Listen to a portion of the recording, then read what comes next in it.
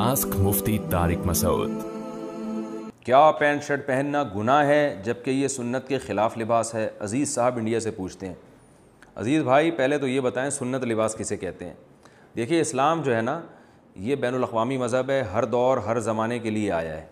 लिहाजा इस्लाम ने लिबास के बारे में चंद हिदायत तो दी हैं, लेकिन कोई स्पेसिफ़िक लिबास मुकर्रर नहीं किया, क्योंकि क़यामत तक के लिए आया है। अरब गर्म इलाके में रहते थे, अगर नबी सल्लल्लाहु अलैहि वसल्लम ये फरमाते थे कि कुर्ता पहनना सुन्नत है, तो फिर आप मुझे बताएं कि जो -40 डिग्री में जो लोग रहते हैं वो क्या पहनते फिर वो।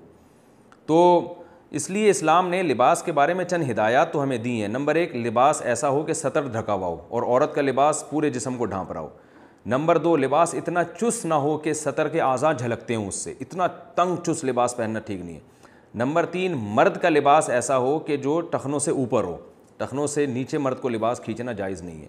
नंबर 4, लिबास किसी कौम की मुशाबहत ना हो उसमें, गैर मुस्लिम की। ऐसा लिबास यानी जिसे देखकर लोग आपको वो कौम का आदमी समझना शुरू कर दें। तो ये 4 शर्तें हैं, अगर ये पाई जाती हैं तो फिर लिबास जो चाहे आप पहने, जो भी आपका यानी जिस तरह का चाहे आप पहने। तो जो पैंट शर्ट है, इसका उलमा पहले ज़माने में नाजायज़ होने का फतवा इसलिए दिया करते थे कि ये गैर मुस्लिमों का शियार समझा जाता था। उस वक्त मुसलमानों में पैंट शर्ट का बिल्कुल रिवाज नहीं था, जानते भी नहीं थे ये पैंट शर्ट क्या होती है। तो जब नया नया अंग्रेज़ आया तो जो भी यानी मुसलमान पैंट शर्ट पहनता वो देखने में ऐसा ही लग रहा होता था ये गैर मुस्लिम है।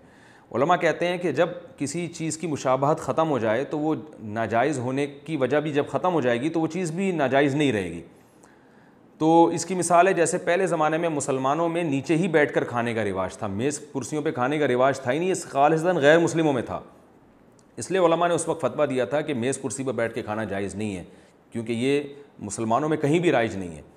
लेकिन अब मुसलमानों में बहुत बड़ी तादाद है मेज़ कुर्सियों पर बैठ के खाती है, यानी ये देखने में उसमें कोई मेज़ कुर्सी पर बैठ के खा रहा हो तो कोई किसी को वहम भी नहीं होता कि ये कोई काफिर तो नहीं है, यानी कोई ऐसा नहीं है।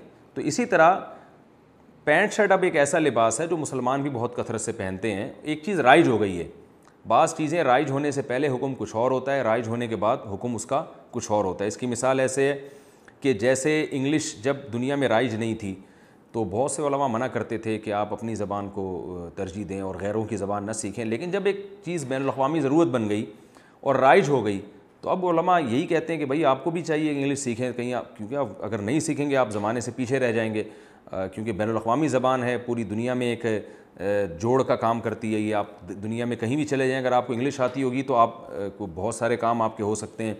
और बहरहाल इस ज़बान में जो टेक्नोलॉजी और साइंस से मुताल्लिक़ जितना लिटरेचर है वो दुनिया की किसी ज़बान में नहीं है। तो ये जो है ना, कुछ शरीयत के हकाम ऐसे हैं जो ज़माने की तब्दीली से चेंज हो जाते हैं, तो उसमें पैंट शर्ट भी है, पूरी दुनिया में पहना जा रहा है। मैंने बड़े बड़े उलमा शाम के उलमा जो तुर्की में मैंने देखा है उनको, वो पैंट शर्ट पहनते हैं, वहाँ का लिबास ही है वो, हालांकि बड़े परहेज़गार उलमा हैं। तो इसलिए इसको अब नाजायज़ नहीं कहा जा सकता। अलबत्ता ये ज़रूर है कि मुसलमानों का हमेशा से लिबास ढीला ढाला रहा है, एक मखसूस जैसे जुब्बा है या शलवार कमीज़ है या इस तरह का जो लिबास है वो रहा है। और उलमा सुलहा में भी अक्सरियत का लिबास वो जुब्बा या शलवार कमीज़ या शेरवानी ये लिबास रहा है। तो उलमा कहते हैं कि अफजल यही है कि वो लिबास इख्तियार किया जाए जो किसी कौम में, उस कौम में उलमा में जो राइज हो, यानी सुलहा में नेक लोगों में जो लिबास राइज हो उसको बहरहाल तरजीह देनी चाहिए, क्योंकि वो नेक लोगों का बहरहाल शियार है। तो ठीक है, पैंट शर्ट अब काफिरों का शियार नहीं रहा, लेकिन शलवार कमीज़ बर्रे सग़ीर में या जुब्बा वग़ैरह बर्रे सग़ीर में नेक लोगों का बहरहाल एक शियार बहरहाल है। तो अफजल बहरहाल यही है, बेहतर यही है कि आप अपने कौमी लिबास को आप तरजीह दें, अपने कौमी तशख़्ख़ुस को बरक़रार रखें। जैसे आपने देखा होगा कि जो मुल्क के जो वज़ीर आज़म दूसरे मुल्कों में सफ़र करते हैं, वो जो अपने लिबास को ही अपना ही लिबास ज़ेबतन करके जाते हैं, उनको ज़्यादा अच्छी निगाहों से देखा जाता है कि ये अपने यानी एहसास कमतरी का शिकार नहीं है। हमारे एक दोस्त है जापान में, वो मुझे अपना उन्होंने वाक़या सुनाया कि मैं शलवार कमीज़ में, शेरवानी में और जो एक प्रॉपर ड्रेस पाकिस्तानियों का होता है उसमें था।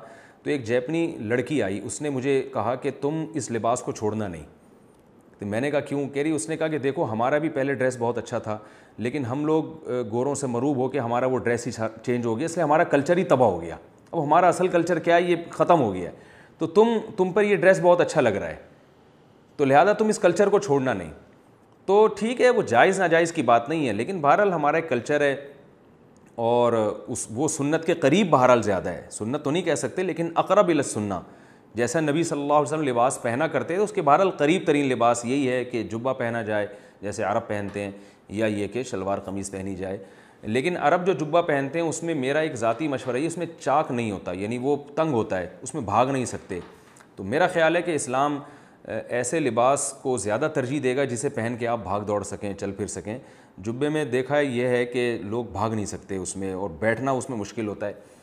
جائز وہ بھی ہے اور نبی صلی اللہ علیہ وسلم سے پہننا بھی ثابت ہے، لیکن ایک اب بہتر اور استحباب کی بات کر رہا ہوں میں. تو آپ جیسا چاہیں لباس پہنیں، بہتر یہ کہ جو آپ کا قومی لباس ہے اس کو آپ زیبتاً کریں، اس میں روحانیت زیادہ ہے، وہ علماء صلحاء اور سنت کے لباس سے بہرحال زیادہ قریب تر ہے.